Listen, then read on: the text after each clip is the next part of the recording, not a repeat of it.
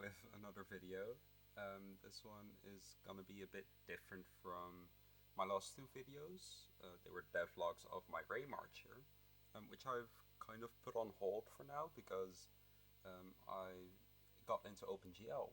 Basically, this is just to give an update on a new project that I've been working on lately. And while watching this video, please keep in mind that this is my first time working with OpenGL. I have worked with C++ before, but only for 2D projects and very small projects as well. And so this is kind of a step up. You can already see what I've made. You probably won't know very well what it is yet, but I'll just show it off. So this is a voxel renderer. There we go. Basically, you can see big area of blocks, or really it looks like one big block right now. This is entirely rendered with OpenGL.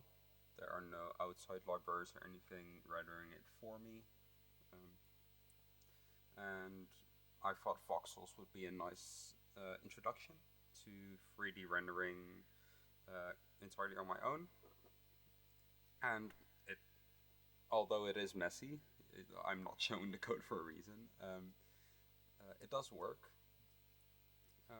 So yeah, I'm quite proud of this, and I'm just going to be showing you how it works, what theories I've applied, and stuff like that. But first I'll show off what you actually can do in here. So as you can see, you can move around. You have the W, A, and D keys, as well as Q and E to go up and down. You can move around, you can move the camera around with your mouse. And that's how you can move around the area.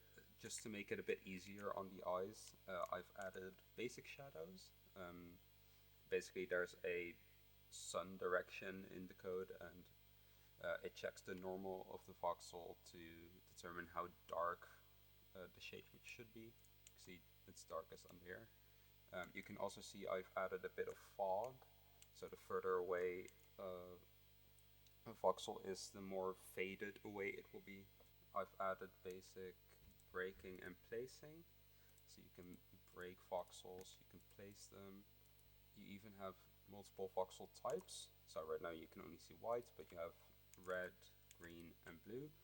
Now, this is the thing, I have tried to add textures. All of the code is in place. Theoretically, to make it work, I only have to comment some stuff out in the fragment shader, but for some reason it's not working. If you want to take a look at it, tell me what's wrong, what maybe I've missed or something. I'll leave the GitHub link to this project in the description, because really I don't know. As far as I know, I've done everything to make it work. I've tried multiple loading procedures, I guess. I've looked at multiple videos, but so far none of it has worked, which is a bummer, but that just means you'll have to work with these colors for now. If you want to know, I'm changing which color voxel I'm using by tapping 1, 2, 3, and 4, 1 being for white, 2 being for red, 3 being for green, and 4 being for blue. So yeah, that's the basic voxels. These would be different textures, but again. And you can also, I have a debug window, as you can see. I can collapse and uncollapse it. There's a R to reset your position if you ever get lost or whatever, and there is a T to look at the wireframes of the voxels. Now you can see I'm not doing all, there are voxels in here, like if I remove these are voxels, but you can't always see them. And I'll get into how I do that later and stuff. But first I want to share my references, I guess.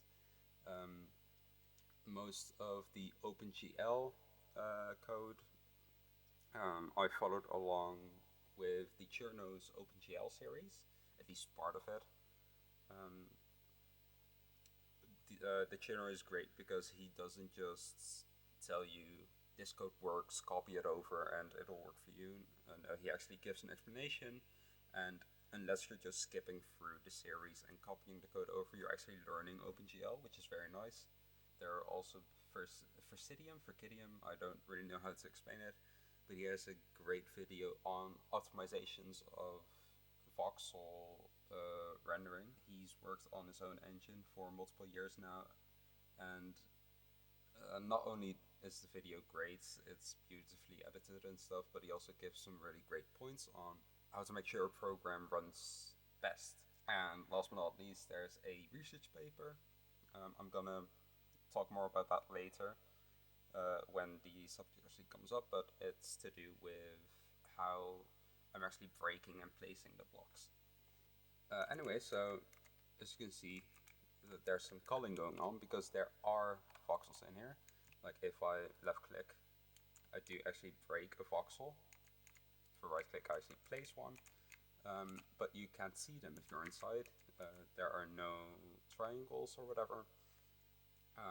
And that's because of the first culling technique mentioned in the Forcidium's video, which is, I guess, internal face culling. I don't know if there's an official name for it, but basically this relies on the fact that if two voxels are next to each other, then the four triangles that touch each other can never be seen by the player.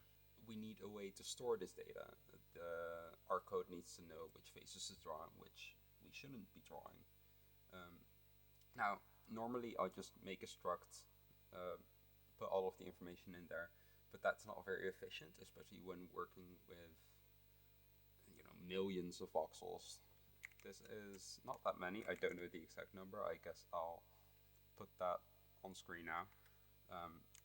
But this is not too many. So we need to be more efficient.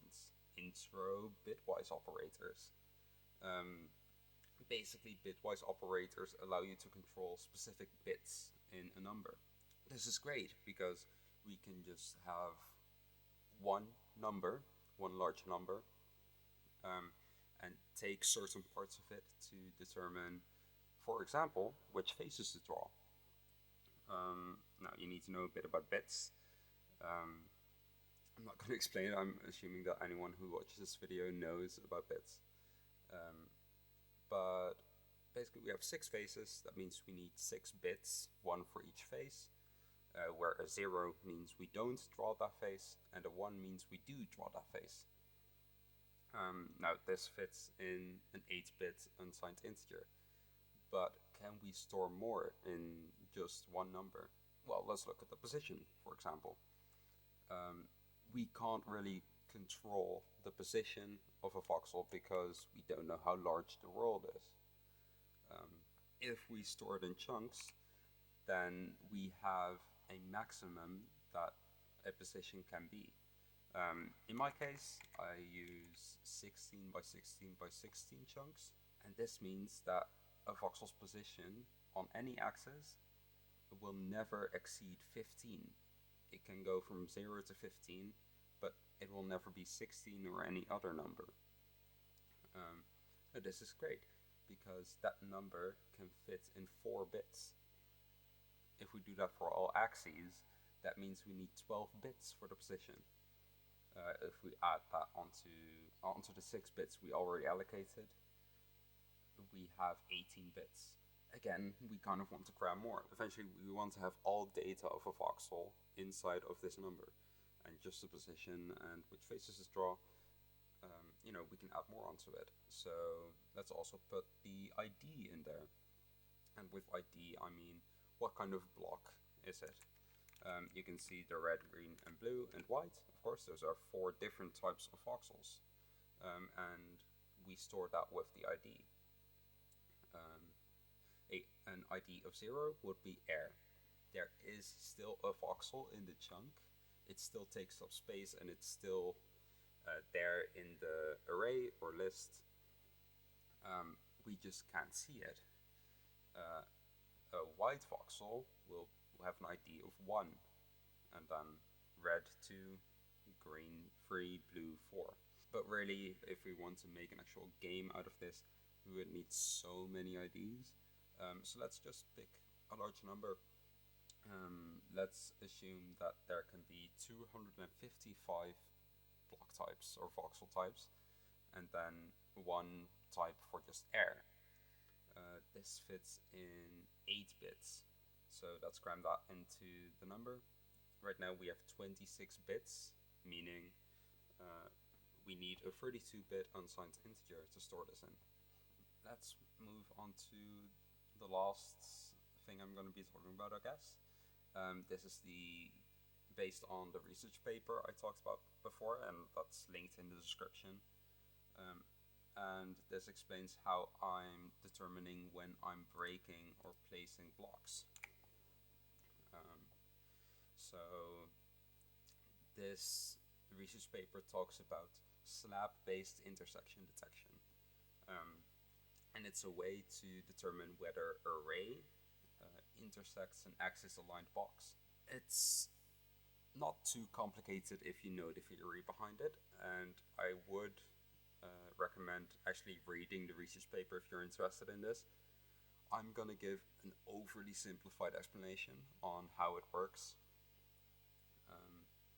Basically, if you have a 2D box, I'm gonna make it 2D for simplicity. If you have a 2D box that's axis aligned, and let's also put array origin and array direction in there.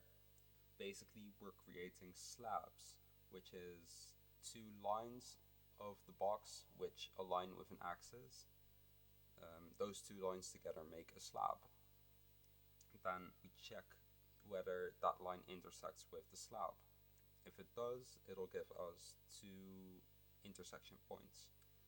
And if it connects with both, if it intersects with both slabs, it'll give us 4 intersection points. Then, based on those intersections, you'll know how far along those intersections are. They'll have a certain length from the array origin. Then, by checking the distances from the origin to the intersection and comparing them to the other distances, you'll know if there's an intersection. If there's no intersection, the blue colors will be next to each other.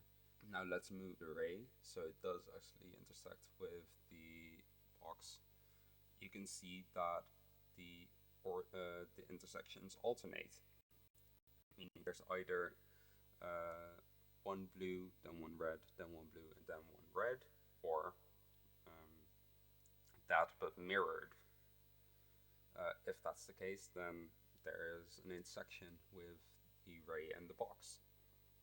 Now there are some weird cases where, for example, if the array origin is within the box, or if the array direction follows an axis. But if you check those first and make sure you're not doing anything weird like dividing by 0 or anything, this is an amazing and optimized algorithm for detecting whether array intersects with a box. So I've implemented this algorithm in my code, and basically whenever the player presses a left or right mouse button, left for destroying, right for placing, similar to Minecraft, the block, it'll check for all voxels whether there is an intersection, then it checks which intersection is the closest, because we really only want the closest intersection. So yeah, that's basically what I've worked on lately. I know it's been 6 months since my last video, but you know, I've been busy. This is just schoolwork for me. So yeah, I hope you enjoyed. I'm not sure if I'm gonna continue with this. Again, this was my first try at anything with OpenGL in 3D. So if I do want to continue with any kind of 3D rendering, I'd probably start over. This code is very messy. I'm doing a lot of things wrong that I know of, um, but it runs well. You can see it runs at about 1700 FPS at its max. Sometimes there are better days where it runs at 2000. Um, and this is not entirely optimized. I haven't done any backface culling or frustum culling or whatever. See me again in 6 months when I make my next video, I guess. But until then, I hope you have a nice day.